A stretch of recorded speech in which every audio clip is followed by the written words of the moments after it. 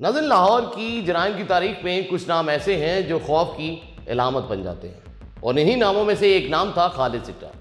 وہ شخص جس کے بارے میں یہ کہا جاتا تھا کہ وہ زبان سے کم اور بندوق سے زیادہ بات کیا کرتا تھا۔ لوگ یہ بھی کہتے تھے کہ اس کے منہ کو خون لگ گیا ہے، جب تک کسی کو گرا نہ دے اس کو سکون نہیں ملتا۔ خالد چٹا، جس کا اصل تعلق لاہور کے اس علاقے سے تھا جسے کبھی کریم پارک، کبھی کچا جیل روڈ، کبھی قصور پورا کہا جاتا ہے۔ 2 مرلے کا گھر، باپ کا سایہ سر سے اٹھ چکا تھا، ماں نے دوسری شادی رچا لی تھی، 1 سوتیلا بھائی، 1 سوتیلی بہن اور 1 سگا بھائی۔ انتہائی غربت لیکن ضد بھی ساتھ ساتھ۔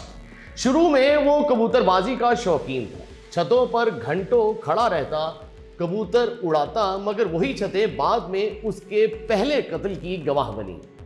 کہا یہ جاتا ہے کہ ایک معمولی سی تو تکار سے جھگڑا شروع ہوا۔ اس نے پہلے مخالف کو زخمی کیا، پھر کچھ عرصے بعد اسی دشمنی نے اس شخص کی جان لے لی۔ یہ اس کا پہلا قتل تھا۔ وہ جیل بھی گیا لیکن زیادہ دیر وہاں نہ رک سکا۔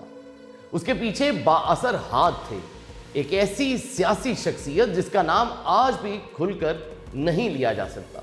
اس کی پشت پناہی کیا کرتی تھی، وہ اس کا ذاتی گن مین بھی رہا، وفادار، خاموش اور ہر حکم پر ہمیشہ تیار۔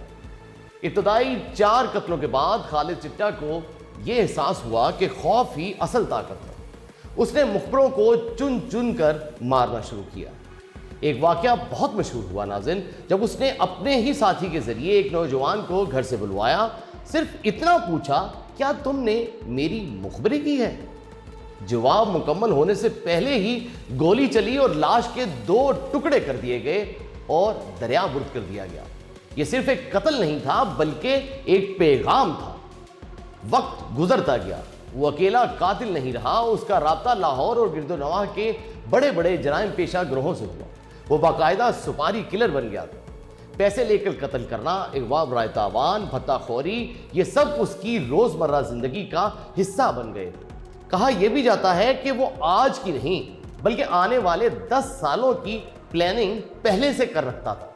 وہ یہ جانتا تھا کہ کس سے تعلق رکھنا ہے، کب فاصلہ اختیار کرنا ہے اور کس وقت وار کرنا ہے۔ اس کا نام اس وقت پورے شہر میں گونجا جب عید میلاد النبی کے جلوس میں اندھا دھند فائرنگ ہوئی۔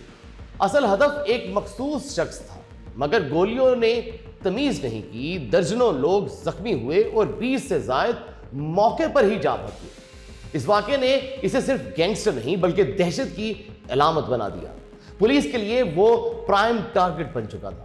کیمپ جیل میں اس کی سفاکی کے قصے بہت مشہور تھے۔ قیدی اس سے خوف کھایا کرتے تھے، لڑائیاں، تصادم اور پھر ہر بار کسی نہ کسی طرح ریلیف مل جانا۔ عدالتی معاملات سنبھالنے والے طاقتور لوگ اس کی پشت پناہی ہمیشہ کیا کرتے تھے، لیکن طاقت کا یہ توازن زیادہ دیر قائم نہیں رہا کرتا۔ ایوان اوقاف کے ایک بڑے واقعے کے بعد حالات بدلنے لگے ناظرین۔ جن لوگوں کے لیے وہ کام کیا کرتا تھا وہی اس سے خائف ہونے لگے۔ اس نے فاصلہ اختیار کرنے کی کوشش کی، لیکن کچھ عرصہ بیرون ملک رہنے کے بعد جرم کی دنیا اسے واپس کھینچ لائی۔ آخری دنوں میں وہ جگہیں بدل بدل کر رہا کرتا تھا۔ کہا یہ بھی جاتا ہے کہ اس کے پاس بے پناہ دولت تھی، نوٹوں سے بھرے بیگ، لیکن سکون نہیں تھا۔ پولیس اس کی ہمیشہ تلاش میں رہتی تھی۔ پرانے ساتھی بدگمان ہو گئے تھے اور دشمن مزید بڑھ چکے تھے۔ وہ جو کبھی دوسروں کو موت بانٹا کرتا تھا، آج خود موت کے خوف میں جینے پر مجبور تھا۔ پھر ایک دن خبر آئی کہ اسلام آباد کے ایک گھر میں اسے اور اس کی بیوی کو مردہ پایا گیا ہے۔ پہلے زہر دیا گیا ہے، پھر تسلی کے بعد سر میں گولیاں ماری گئی ہیں۔ سرکاری موقف کچھ اور تھا، غیر سرکاری کہانیاں کچھ اور تھیں، لیکن بعض نے یہ کہا کہ یہ دشمنی کا شاخسانہ ہے اور یہی وہ نتیجہ ہے، اور کچھ نے کہا کہ پرانے سرپرستوں نے اپنا راستہ صاف کیا ہے۔ سچ شاید ہمیشہ کی طرح کہیں درمیان میں ہی دفن ہو کر رہ گیا۔ اس کی ایک بیٹی بھی تھی جو بعد میں منظر عام پر آئی، لیکن پھر اچانک سے غائب ہو گئی۔ اس کے بارے میں کوئی حتمی معلومات آج تک سامنے نہیں آ پائی۔ جیسے اس کا باپ خوف کی علامت بن کر ابھرا تھا، ویسے ہی اس کی آخری داستان بھی ایک راز بن کر ہی رہ گئی۔ خالد سٹہ کی زندگی یہ ثابت کرتی ہے کہ جرائم کی دنیا میں طاقت عارضی ہوا کرتی ہے. جو بندوق کو زبان بناتا ہے ایک دن اسی زبان کا شکار ضرور ہوا کرتا ہے.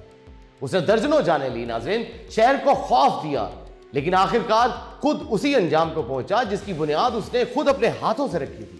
ناظرین، لاہور کے گلی کوچوں میں آج بھی اس کا نام ایک مثال کے طور پر لیا جاتا ہے. ایک ایسی مثال جو خوف، سفاکی اور اس انجام کی ہے جو اس شخص کا مقدر بنا کرتی ہے جو خود کو قانون سے بڑا سمجھنے لگتا ہے.